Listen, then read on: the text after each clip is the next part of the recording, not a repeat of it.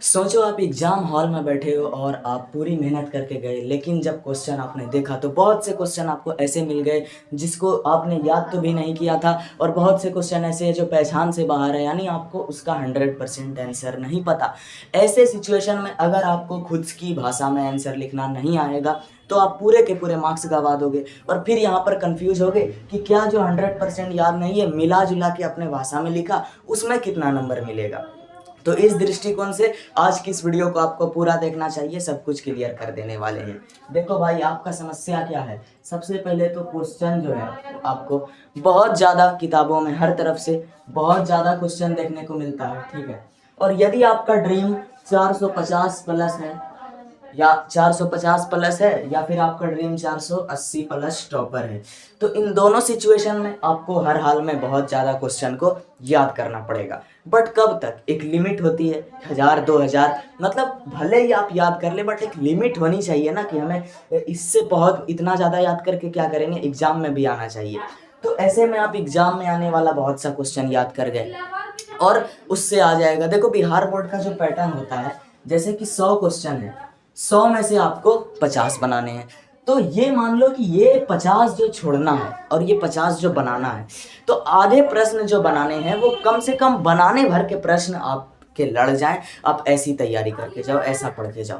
फिर भी इस बनाने भर में भी बहुत से ऐसे क्वेश्चन होते हैं जो मतलब ट्रेंड के बाहर से आ जाते हैं, अजीबोगरीब क्वेश्चन। जैसे 2025 के सेकंड सिटिंग में एक रेयर क्वेश्चन आ गया था फिजिक्स में, जो कि था ऑस्टेड के प्रयोग द्वारा ये वर्णन करें कि चुंबकीय धारावाही तार के इर्द गिर्द चुंबकीय प्रभाव उत्पन्न होता है। तो ये क्वेश्चन ट्रेंड के बाहर था, ठीक है। हालांकि मैंने उसे डाला था, कल एक टर्म पढ़ा था, तो मेरा तो सेकंड सिटिंग था भी नहीं, फिर भी आया लगभग, मतलब ठीक था। चलिए, तो मैं बोलना चाह रहा हूँ कि अगर आपको जो याद नहीं है क्वेश्चन, तो सबसे पहले तो आपको क्या करना है, एग्जाम में एक क्वेश्चन, जैसे कि क्वेश्चन नंबर 1। अब मैं आपको एग्जाम्पल देना शुरू करता हूँ लिखने के बारे में, कि क्या आप उसके बारे में लिख सकते हैं।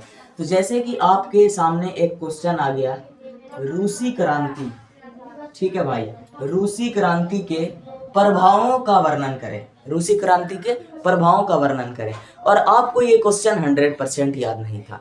तो सबसे फर्स्ट स्टेप आपको क्या करना है, ये रिलेट करना है कि आपको रूसी क्रांति से रिलेटेड क्या क्या आता है। क्योंकि कोई भी क्वेश्चन का सटीक आंसर देने से पहले अगर किसी बच्चे को, एग्जाम्पल के लिए मुझको अगर इसका 100% आंसर भी आता, तो चूंकि मेरा ड्रीम 480 प्लस था, चूंकि मेरा ड्रीम टॉपर था, तो मैं क्या करता कि इसको डायरेक्ट इसका प्रभाव नहीं लिखता। सबसे पहले मैं लिखता रूसी क्रांति के बारे में 2 लाइन, उसी के बाद जो है मैं इसका प्रभाव लिखता। यानी फर्स्ट इंप्रेशन आपको रूसी क्रांति डालना है। अब वैसा बच्चा जिसको भले ही रूसी क्रांति के प्रभाव पता नहीं हो, लेकिन उसको अगर रूसी क्रांति से रिलेटेड कुछ भी पता है, तो वो सबसे पहले इंट्रोडक्शन में 2 या 3 लाइन रूसी क्रांति से रिलेटेड लिखे, ठीक है। और उसके बारे में लिख दे, जैसे लेनिन का उसमें जिक्र कर दे कुछ भी। जैसे ही आप ये लिख लोगे, उसके बाद आपको बनाना है रूसी क्रांति के प्रभाव, ठीक है। अगर ये 2 नंबर का क्वेश्चन है तो 2 से 3 प्रभाव लिख सकते हो। आपको अच्छे से नहीं याद है तो 2 प्रभाव भी लिख दो, ठीक है। तो लगभग आप 1 पॉइंट बनाया, 2 पॉइंट बनाया, ठीक है, मान लो 2 पॉइंट बनाया। अब आपको सोचना है कि रूसी क्रांति के बाद क्या प्रभाव हुआ था। तो आपको याद होगा, मतलब कुछ हद तक अगर आपने रूसी क्रांति पढ़ा होगा तो कुछ तो याद होगा कि अच्छा, किसान की मजदूर की जीत हुई थी, किसान की मजदूर की सत्ता आई थी, ठीक है, ये हुआ था। तो यहाँ पर आपको लिख देना है रूसी क्रांति के बाद पहली बार, मतलब अपने भाषा में कैसे लिखेंगे, रूसी क्रांति के बाद पहली बार रूस की सत्ता में मजदूर वर्ग यानी और किसान वर्ग की सत्ता की स्थापना हुई। अब अगर आपको पूरा क्वेश्चन सही से नहीं याद है तो आप दूसरे पॉइंट में घुमा कर लिख सकते हो, यही ये जो मजदूर और किसान है ना, और जो गरीब है, इन दोनों को मिलाकर बोला जाता है सर्वहरा वर्ग, पता होगा। तो आप यहाँ पर दूसरे लाइन में लिख देना, रूसी क्रांति के बाद सर्वहरा वर्ग पे अत्याचार समाप्त हुआ, या घुमा फिरा के लिख दो, रूसी क्रांति के बाद सर्वहरा वर्ग जो है वो सत्ता के साथ शक्ति में आया। तो आपको बस घुमा के 2 पॉइंट आपने बना दिया। कुछ और याद है तो लिख सकते हो, जैसे आपको याद होगा कि अच्छा, ये समाजवाद एवं साम्यवाद चैप्टर का नाम है, तो और आप तीसरा पॉइंट लिख दो। अगर कोई बच्चे को इसका 100% आंसर याद होता तो वो क्या बोलता कि इसके बाद रूसी क्रांति के बाद विश्व दो गुटों में बट गया, एक समाजवादी विश्व और एक पूंजीवादी विश्व। बट चूंकि आपको आंसर याद नहीं है पूरी तरीके से, तो आप बस चैप्टर का नाम हाईलाइट कर सकते हो, इतना सा हाईलाइट कर सकते हो कि रूसी क्रांति के बाद समाजवाद का प्रभाव तेजी से फैल गया, इतना लिख सकते हो। ठीक है, तो बस इस तरीके से आपको घुमा के मान लो आंसर लिख देना है। अब आपका वो सवाल है कि क्या जैसे देखो कितना नंबर मिलेगा, तो कितना नंबर मिलेगा ये बात जानने से पहले मैं क्लियर करूं कि आपका कितना क्वेश्चन ऐसा होगा जो कि आपको याद नहीं होगा। देखो बिहार बोर्ड में हम एग्जाम्पल लेते हैं, मान लो फिजिक्स का, उसमें आते हैं 8 क्वेश्चन बनाने के लिए लघु उत्तरीय में। ठीक है, और 8 में से आपको बनाना पड़ता है 4। मान लो कि इस 4 में से 2 क्वेश्चन तो ऐसा होगा कि जो आपको आ जाएगा। अब जो 2 क्वेश्चन आपको याद नहीं होगा वो इस तरह से घुमा कर लिखो कि आपको रिलेट करना है कि कैसे। सबसे पहले तो इस 8 में से सिलेक्ट करो कि कौन सा ऐसा 4 है जिसके बारे में मुझे या तो 100% पता है या तो कुछ हद तक पता है, और फिर आपको सोचना है कि कौन ऐसा 4 है जिसके बारे में मुझे कुछ भी नहीं पता, अगर इसको मैं अटेम्प्ट करूंगा तो मेरे नंबर पक्का कटेंगे। कौन ऐसा 4 है जिससे मुझे छोड़ना है। तो सबसे पहले टॉपर का फर्स्ट स्टेप यही है कि क्या छोड़ना है और क्या बनाना है, इस चीज को पकड़ ले। जब तक ये नहीं पकड़ोगे तब तक नहीं हो पाएगा।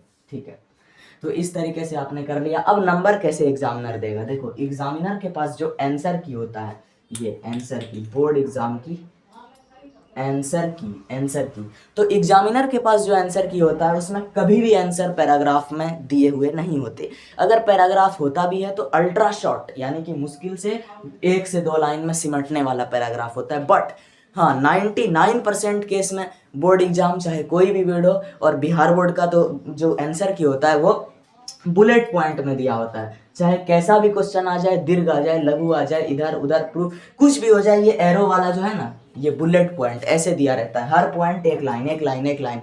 तो एग्जामिनर क्या करता है कि उस आंसर की के किसी भी एक लाइन या एक पॉइंट से अगर आपका आंसर मैच कर जाता है तो वो इंप्रेस हो जाता है, फिर आपका नंबर बढ़ाना शुरू कर देता है। तो अगर आप इतना लिखोगे तो भले ही आपने घुमा फिरा कर लिखा, बट चूंकि आपको उस चैप्टर से रिलेट कुछ आता था तो उसके अगर आपका पॉइंट में मिल गया तो आपको फुल नहीं तो जैसे फुल किसको देगा, जिन्होंने 100% लिखा, तो लगभग आपको 1 से 1.5 मार्क्स मिल जाएगा।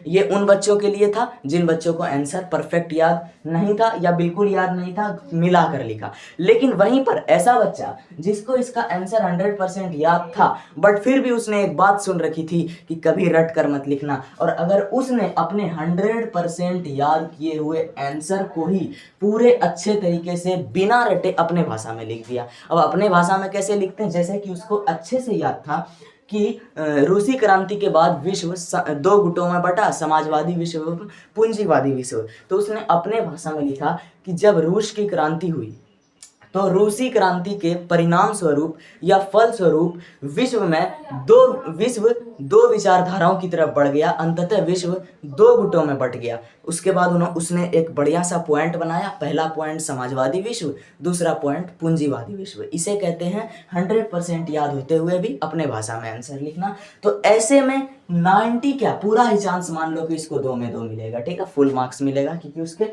बुलेट पॉइंट से मैच कर गया। ठीक है, और बाकी अंततः सब कुछ निर्भर किस पे होती है भाई, एग्जामिनर पे। ठीक है, जैसा एग्जामिनर वैसा भाई, लेकिन मेहनत आपको नहीं छोड़ना है। ठीक है, इसके अलावा अगर आप लोग गेस चाहिए आपको, ठीक है, लॉन्ग क्वेश्चन, देखो लघु उत्तरीय का तो मैंने बता दिया, बट तब क्या होगा जब फिजिक्स में 2 क्वेश्चन पूछे जाएंगे जिसमें से आपको 2 में से 1 बनाना है, और पता चला कि दोनों में से दोनों ही नहीं आता है, तब क्या करोगे।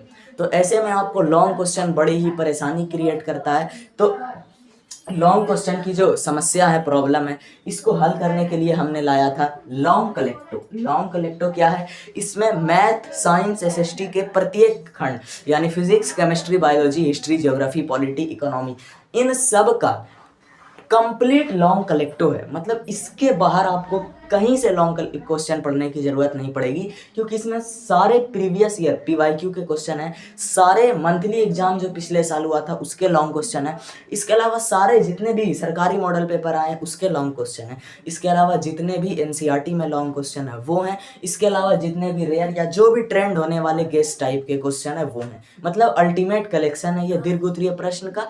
इस कलेक्शन का जो PDF है आपको 99 रुपीज़ में, 99 रुपीज़ में इसका इसका पीडीएफ मिल रहा है लॉन्ग कलेक्टो का। जो भी लोग इस लॉन्ग कलेक्टो का पीडीएफ लेना चाहते हैं वो तुरंत व्हाट्सअप करें इस नंबर पे 9798973345। क्या 9798973345।